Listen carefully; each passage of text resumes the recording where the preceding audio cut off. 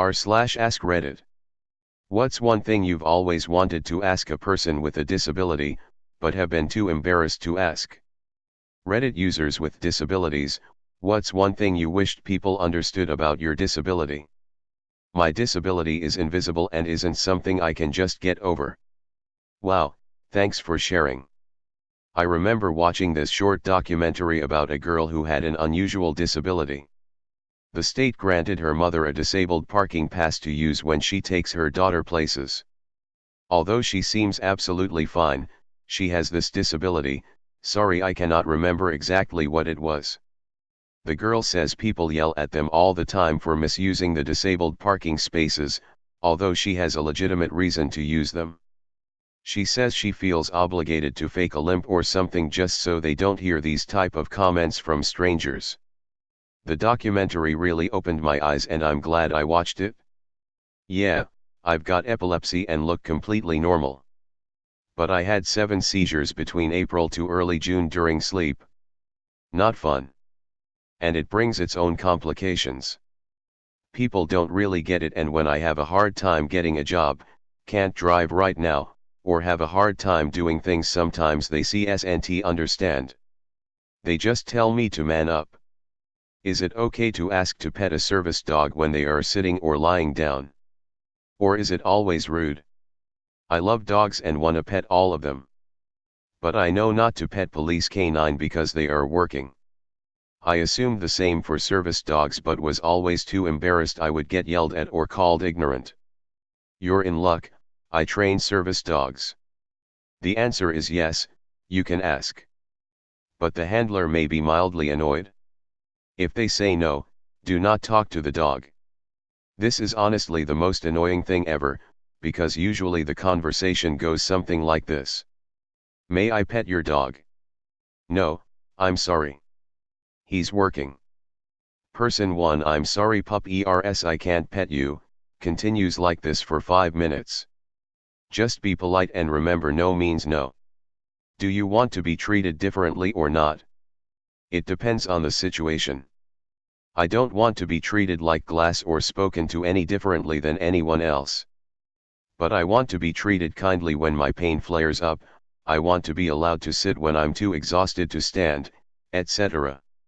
If one treats everyone with kindness and understanding, then different treatment is probably not necessary.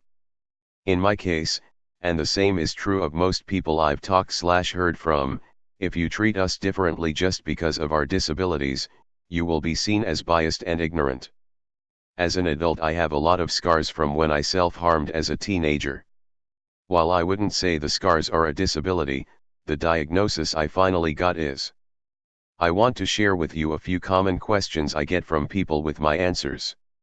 How did you get all those scars? Shark attack. Do you show them for attention? No. I just can't be bothered to wear long sleeves all the time. It's too hot and annoying. People are looking at you. Don't you care? Nope. I don't know these people and will never see them again in my life. You know you will have those scars on your wedding day? What?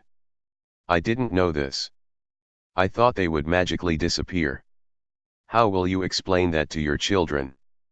With an age-appropriate explanation and an open conversation. Why would you do something like that to yourself? Physical pain seemed to be the only distraction from the emotionally pain I was experiencing. What emotional pain? What happened to you? I'm sorry.